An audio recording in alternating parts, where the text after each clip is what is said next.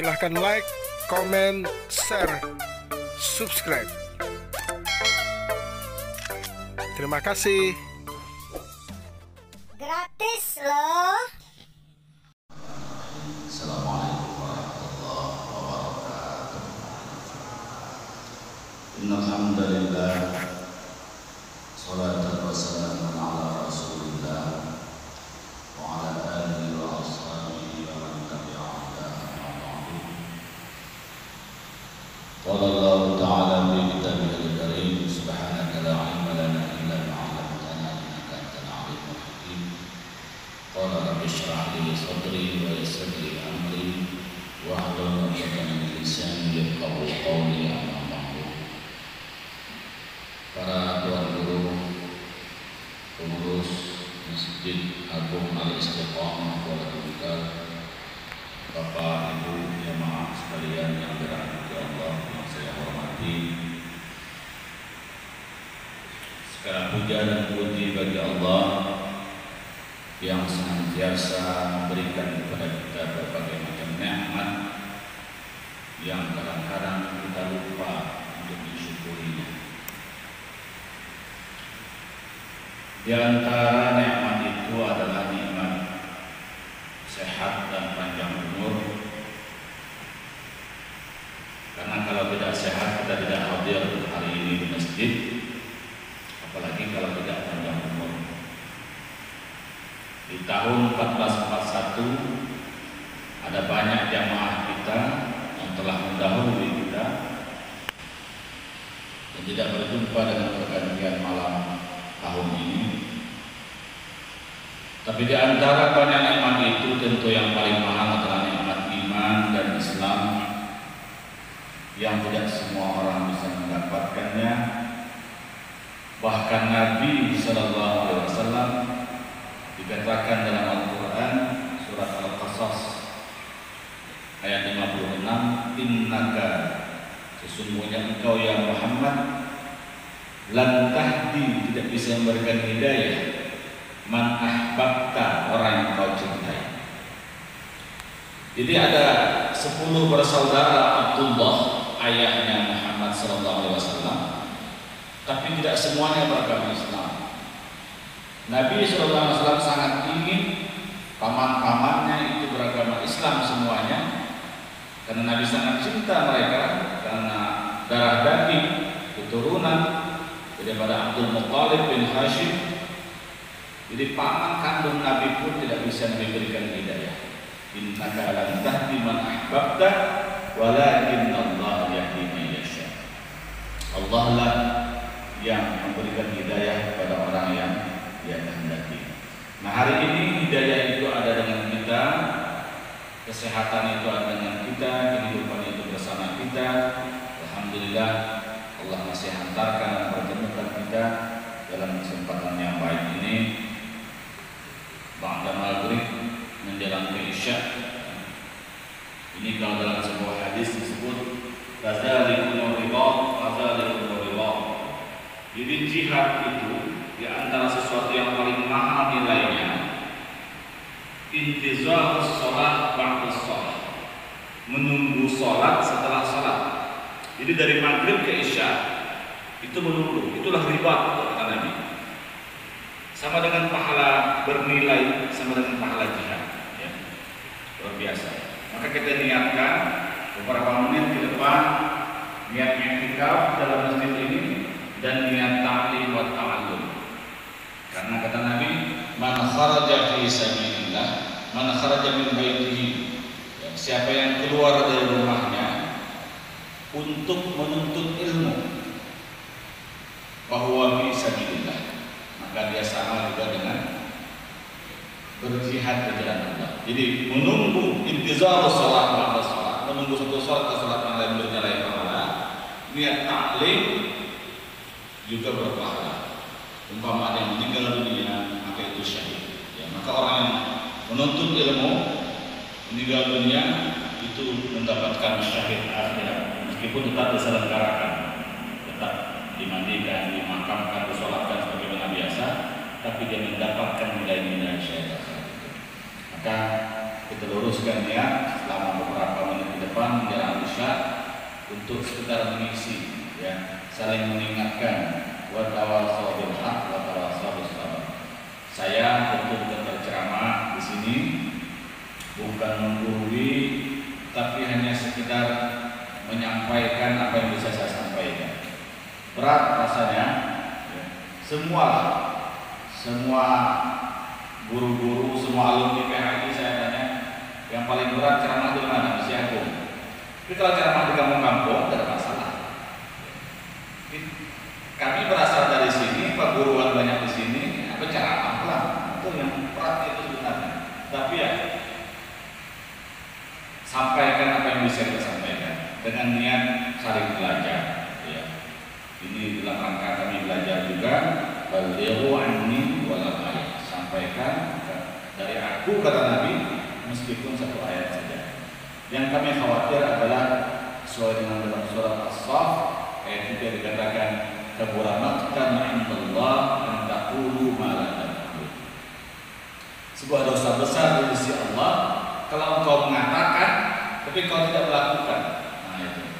Saya ceramah tapi saya tidak melakukan. Itu sebuah dosa sebenarnya. Tapi yang namanya amar ma'ruf nahi munkar tetap dilaksanakan.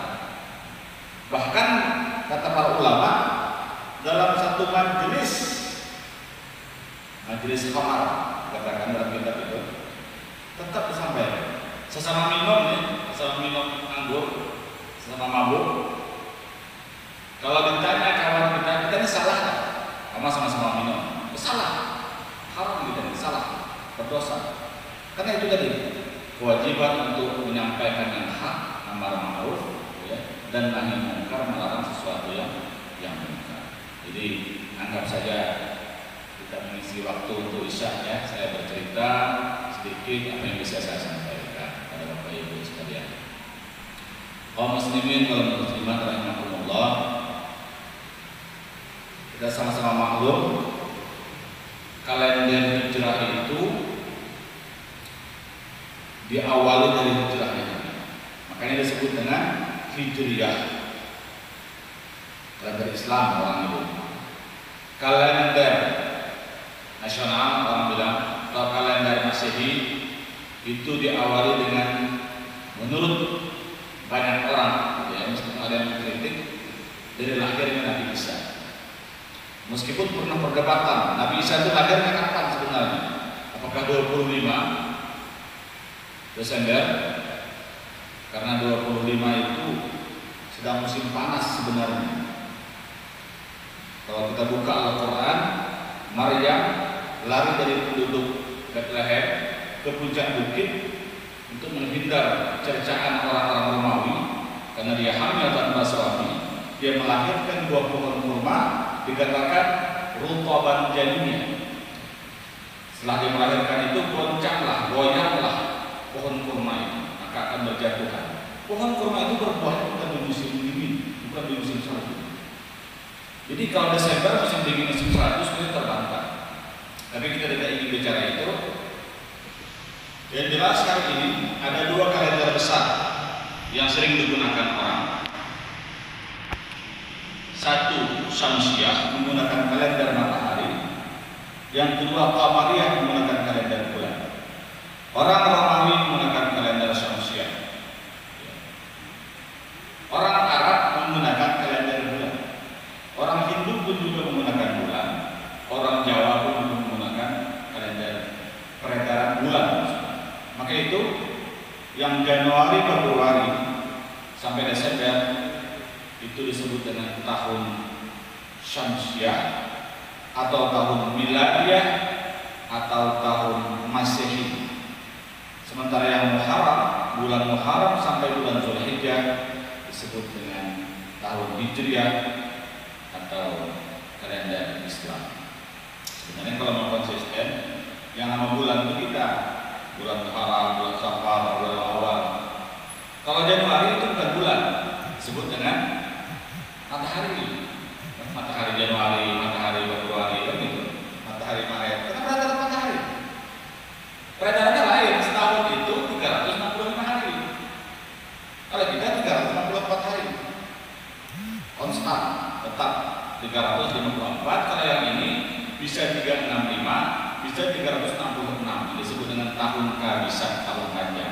terjadi pada bulan Februari 4 tahun sekali, ada tanggal 29 Februari. Selebih itu 28 Februari.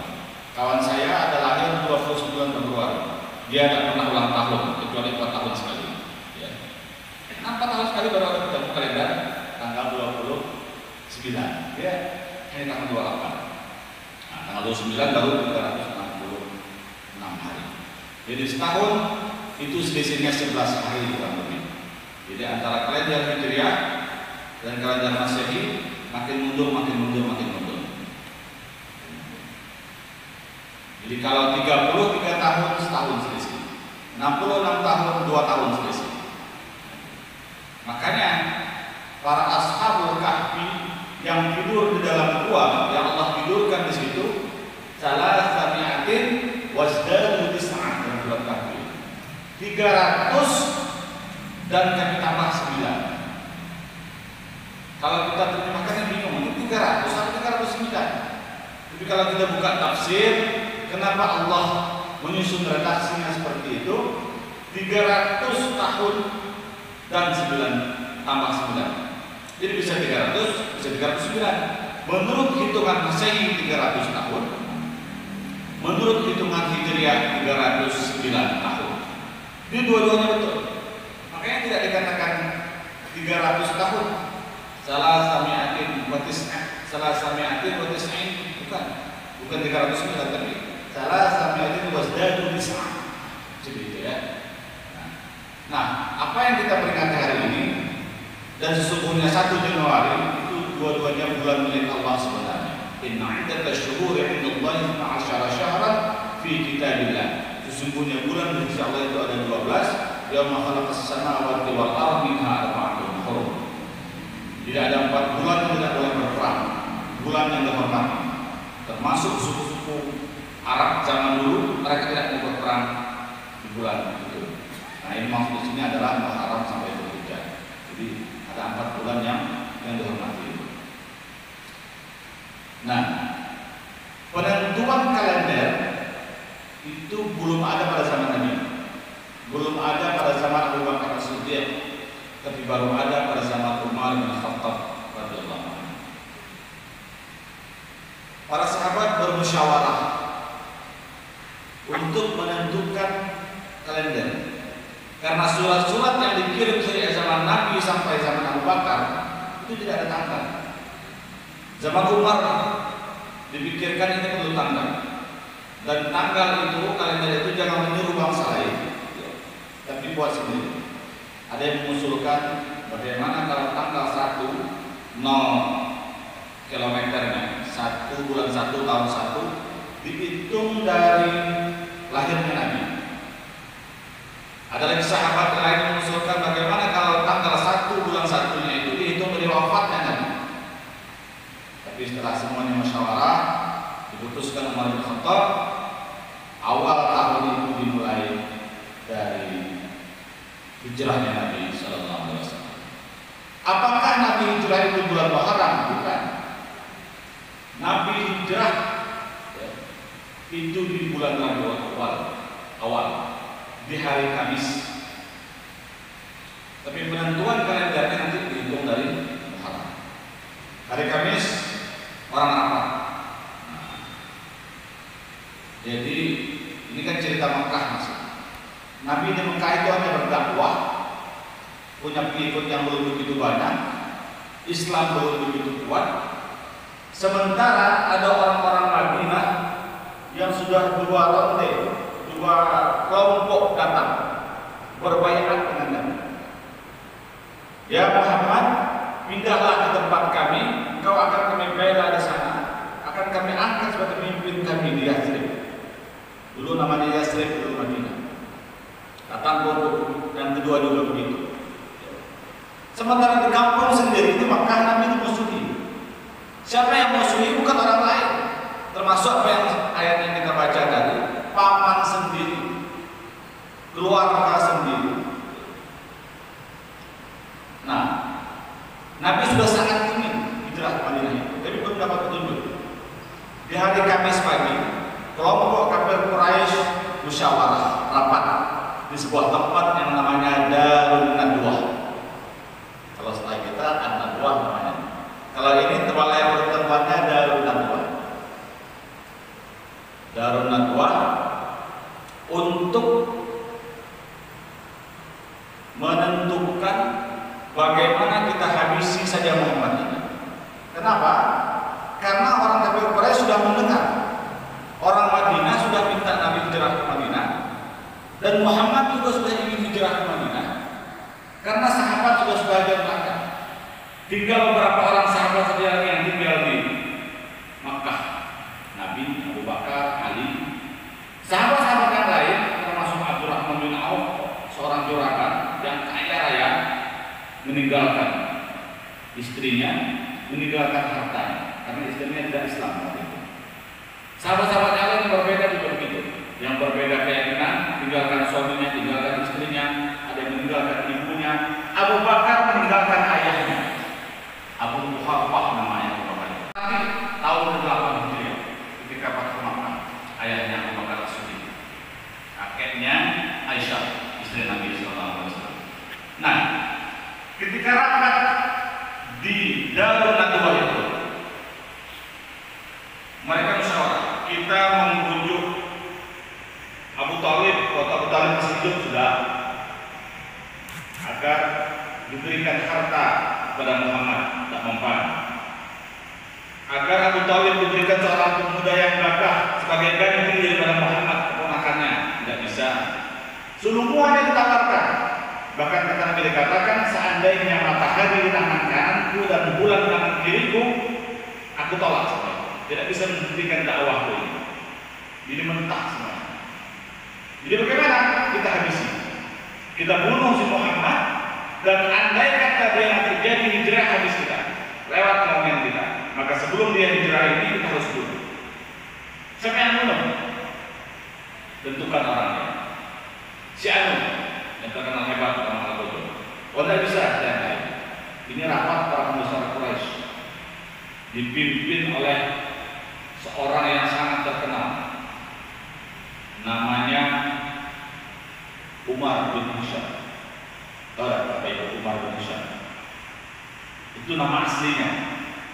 Kalau nama kerennya, kalau saya sebut pasti tahu. Umar bin Hisham ini nama terkenalnya adalah Abu Jahal. Tidak Abu Jahal, Umar namanya. Makanya sebelum Umar bin Khattab masuk Islam, doa Nabi itu apa? Ya Allah, masukkan Islam dua Umar ini. Kalau tidak bisa dua-duanya salah satunya. Karena dua-duanya centeng, jagoan. Satu Umar bin Hisham, satu Umar bin Khattab. Nah, tapi kita perlu juga para jagoan membela agama ini, bukan centeng preman. Nah, ternyata Allah pilih Umar bin Khattab yang masih Islam, Umar bin Hisham tetap kafir. Bahkan namanya terkenal dengan nama Abu Jahal. Nah, yang memimpin rapatnya Abu Jahal. Kata Abu Jahal, tidak bisa. Muhammad ini turunan bangsa Makkah, masih keturunan Quraisy. Darun Nadwah tempat kita rapat ini yang membangun adalah Qusay. Qusay itu kakek Nabi, ya.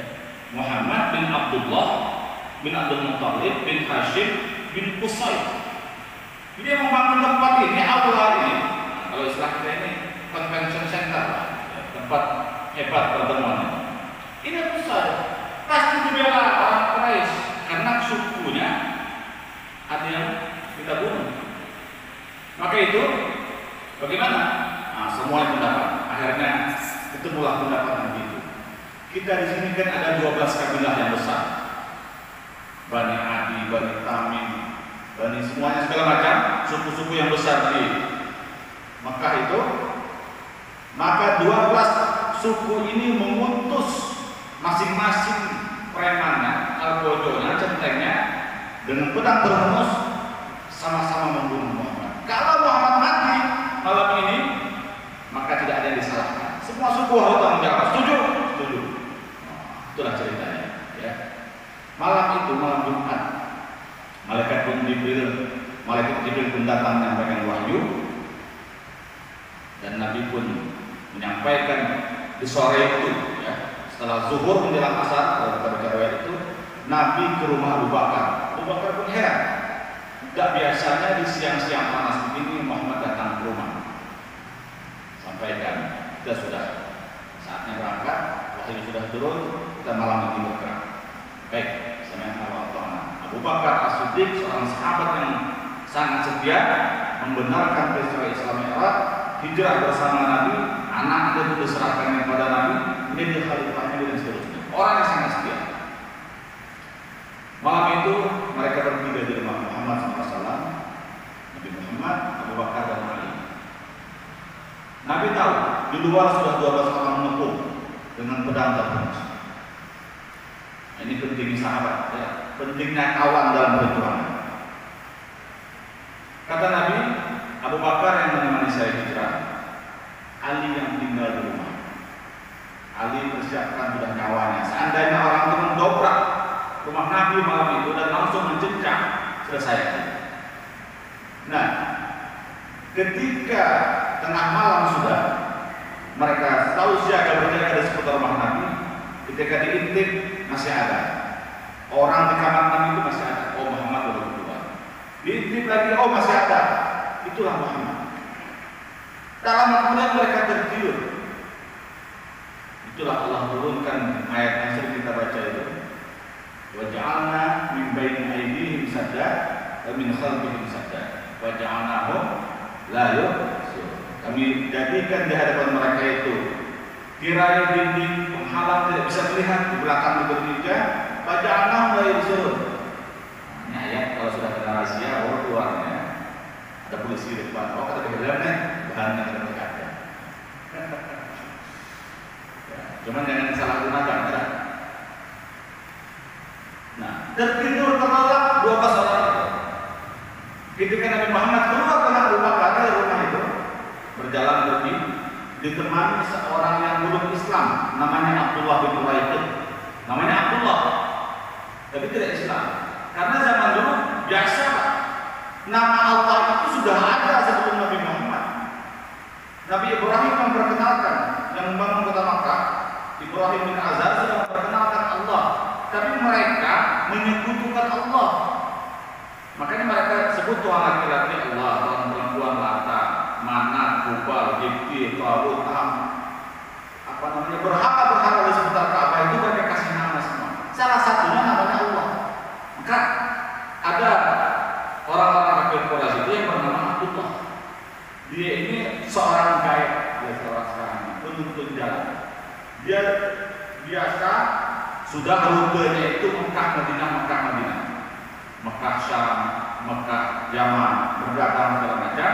Maka dia menjadi penuntun Nabi dan Abu Bakar dalam perjalanan itu. Jadi mereka bertiga dalam perjalanan itu. Namanya Abdullah bin Uraikid. Belum Islam, seorang musyrik. Nah, ini menunjukkan dalil kita boleh bermuamalah sebatas hubungan keduniaan, tidak hubungan dengan akidah, minta bantu orang, berjualan, gadai-gadai, simpan menyimpan, transaksi apapun dengan semua orang, apapun agamanya, tidak ada masalah. Nabi minta tolong. Nabi meninggal dunia pun bajunya, baju besinya terkadang dengan orang Yahudi. Jadi biasa saja pergaulan. Kalau kita langsung kali ini ya, PHI itu dibantu oleh non Muslim itu. Saya baca sejarahnya, Rp25 orang dari Singapura non Muslim bantu. Kang Ketong namanya. Orang tua minta. Nah, ini sedikit cerita tentang Abdullah bin Uraikid. Mereka bertiga berjalan. Terbangunlah orang 12 ini. Intip ke dalam. Oh, masih ada. Karena selimutnya masih ada yang tadi itu. Ternyata selimut tadi itu diganti perannya. Orangnya tidak lagi Nabi, tapi Ali bin Abi Thalib yang tidur di sini. Sampai menjelang fajar sudah mulai terang langit. Ini kok Muhammad dan dua-dua juga. Bagaimana? Kita berhenti, kita dobrak saja, kita dobrak. Begitu mereka dobrak pintu rumah Nabi, mereka buka selimut, ternyata bukan Nabi Muhammad SAW. Ternyata sepupunya sendiri, Ali bin Abi Thalib yang masih muda waktu itu. Tapi tidak terjadi apa-apa. Mereka pun langsung mengejar karena mereka tahu bahwa Nabi Muhammad telah keluar bersama Abu Bakar. Mereka mengejar melalui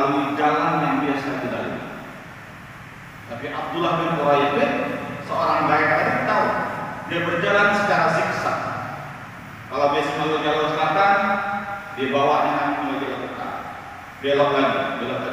Ibarat dari sini kita nak ke rumah sakit, jalan siswa dulu, masuk jalan Hidayat, putar segala macam lah, gitu ya. Tidak langsung lewat jalan Kalimantan. Jadi zigzag perjalanan. Tapi mereka itu memiliki ahli jejak. Orang kafir Quraisy itu mereka panggil ahli nujum yang tahu jak Nabi.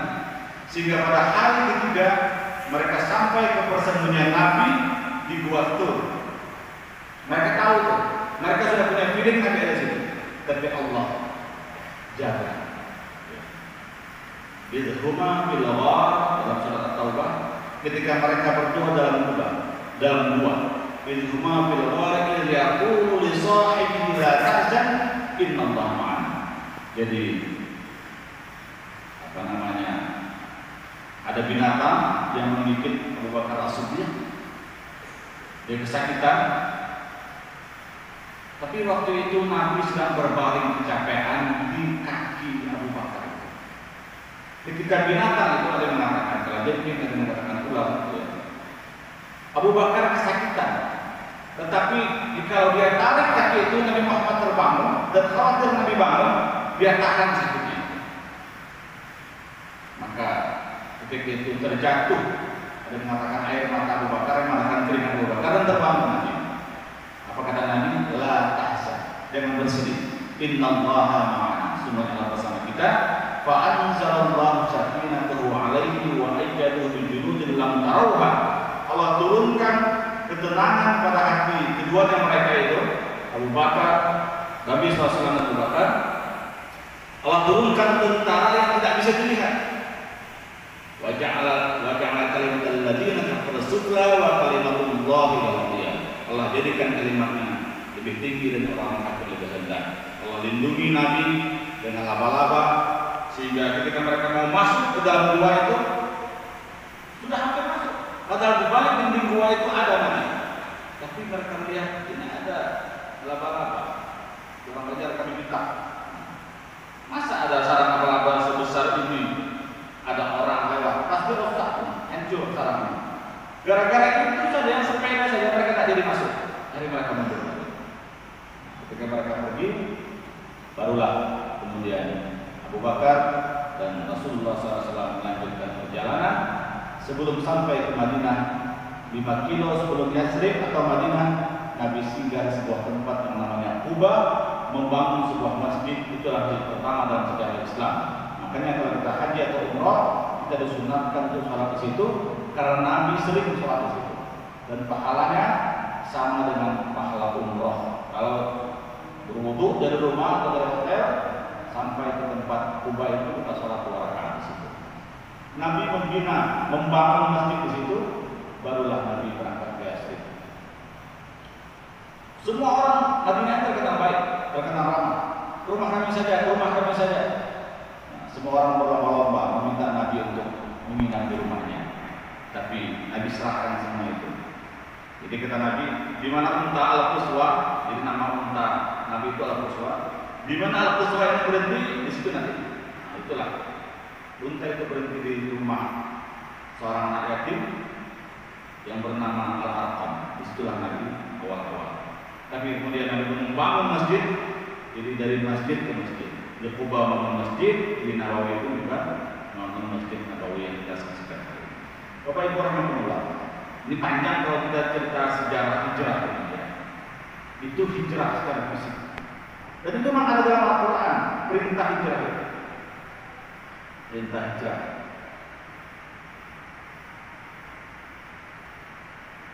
Dalam hadis juga banyak. Ya. Hadis yang paling terkenal itu adalah hadis disebut dengan hadis mutawatir. Ya. Hadis mutawatir itu tidak mungkin berbohong karena banyaknya sahabat yang mendengar hadis itu.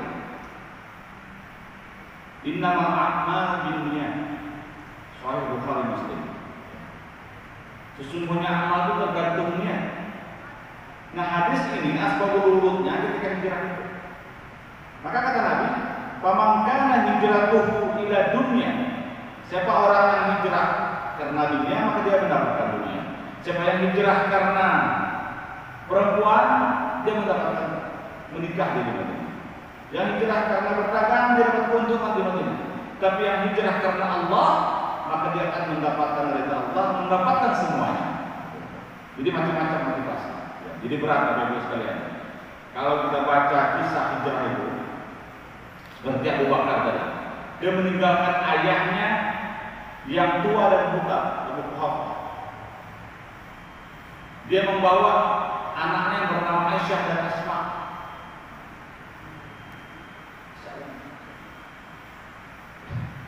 Ya.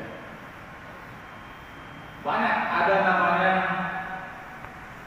Abdurrahman bin Auf. Istrinya tinggal di Mekah. Hartanya banyak. Begitu sampai ke Madinah, dipersaudarakan oleh Nabi dengan Sa'ad bin Rabi' al-Ansari. Orang kaya juga. Wahai Sa'ad, ini saudaramu Abdurrahman. Wahai Abdurrahman, ini saudaramu Sa'ad bin Rabi' al-Ansari. Kalian berdua bersaudara, seperti saudara kandung. Berdua sama-sama kaya. Oleh Sa'ad, wahai Abdurrahman, kau pilihlah harta, kebun kurma banyak. Kau pilihlah rumahku banyak. Mau tinggal di mana silahkan. Dan ini Pak, mantapnya. Kau pilihlah istriku banyak. Aku ceraikan salah satunya karena waktu itu belum turun ayat poligami. Surat An-Nisa itu belum turun. Karena An-Nisa itu Madaniyah. Unlimited poligami gitu maksudnya. Poligami tidak terbatas. Kau pilihlah istriku, aku ceraikan. Nah, coba. Rumahnya, kebunnya, istri. Apa kata Abdurrahman bin Auf? Barakallahu fi ahlika wa malika. Semoga Allah memberkati hartamu, memberkati keluargamu. Dullani ala sultikum. Tunjukkan aku jalan pasar. Kok biasa menggalak? Biasa berdagang, ya. Tidak perlu rumah, tidak perlu kebun yang banyak itu. Apalagi istri. Tunjukkan aku mana pasar ya saat aku nak berjalan berjualan, nak berdagang. Ternyata jualannya hebat, dagangannya laku, dia menjadi juragan besar kembali, termasuk di antara orang kaya konglomerat di Madinah selain Utsman bin Affan, Sa'ad bin Rabi' juga adalah Abdurrahman bin Auf. Itu sahabat dulu Pak. Kalau sahabat sekarang tahu daerah, nah, ini rumahku pilihlah, ini kebunku pilihlah, nah, mana rumahnya, mana istrinya buat daerah. Masya Allah. Barakallah. Bapak Ibu sekalian rahmatullah. Saya hanya menyampaikan cerita tentang hijrah, bahwa semangat untuk menghijrah karena memang harus ada kebaikan dari tahun-tahun sebelumnya. Jadi kalau tidak mungkin hijrah fisik, hijrah hati. Maka dalam salah satu doa Nabi itu, Allah mampu mendulil maksiat dari izin. Ya Allah, pindahkanlah aku dari kemaksiatan kepada ketaatan. Meminta ghaflat ila yaqzah, dari lalai kepada jaga, pada waspada. Meminta zulumat ila nur, pindahkanlah kami dari kegelapan menuju cahaya. Itulah hakikat hijrah yang sebenarnya. Mudah-mudahan tahun ini lebih baik dari tahun kemarin semuanya. Karena kata Nabi, ada yang mengatakan itu ada ya. Kalau orang yang sama dengan tahun kemarin merugi, semua orang bertambah. Tapi orang yang beruntung, orang yang lebih baik dari tahun kemarin. Tapi kalau tahun ini lebih jelek dari tahun kemarin itu celaka. Ya, maka minimal sama. Rugi. Nah kalau rugi kita makin tua, makin ringkih. Makin tua itu kan makin gagal. Dalam surat Yasin yang sering kita baca, wa man nu'ammirhu nunaqishu fil khalq. Siapa yang kami berikan panjang umurnya, kami kembalikan seperti semula. Dulu kita tidak melihat. Saya kalau pakai kacamata lihat, tidak jelas muka bapak-bapak. Dulu saya pikir tidak melihat. Sekarang juga sudah berkurang. Tulang makin rapuh. Ibu saya 80 tahun lebih. Duduk saja sudah susah sekarang. Dari baring ke duduk. Nah sama waktu bayi. Waman mu'amil pun makin tua kita, makin lemah. Itu mudah-mudahan ada peningkatan. Kita berdoa. Doa yang kita baca tadi, wala taqta rajai, sore tadi. Jangan kau putuskan pengharapanku pada beliau. Itu antara khauf dengan raja, antara ketakutan kepada Allah dan pengharapan, antara optimisme untuk mendapatkan sesuatu yang baik itu penting. kita berhusnuzon kepada Allah, kami dapat Allah. Kami dapat yang tidak kita serahkan ini. Karena kata Allah, ana inda dzanni abdi, aku sesuai persangkaan hamba-Ku padaku. Jadi kalau kita bersangka baik kepada Allah, insyaallah baik yang kita dapat. Terkabul atau tidak, pasti terkabul. Tapi cepat atau nanti, nah itu urusan Allah. Karena pasti ada hikmahnya. Ya, ada hikmahnya. Tadi Ustaz Supin sampaikan, alhamdulillah saya baru dilantik beberapa hari yang lalu. Dulu saya ada peluang untuk jadi ketua pengadilan, tapi tidak dipilih. Ya Allah, kok bukan saya? Kok kawan saya? Tapi ternyata ada hikmahnya. Allah berikan di waktu yang tepat di kampung sendiri. Kalau tidak saya jauh Pak waktu itu, bukan di sini. Sudah jauh, bukan tidak bersama-sama kita. Maka itu ya Allah, saya bersyukur. Waktu itu belum, tapi sudah berapa bulan. Tapi itulah husnuzon kepada Allah, optimis, baik sangka kepada Allah. Saya kira demikian yang dalam sampai. Mohon maaf sekali lagi ada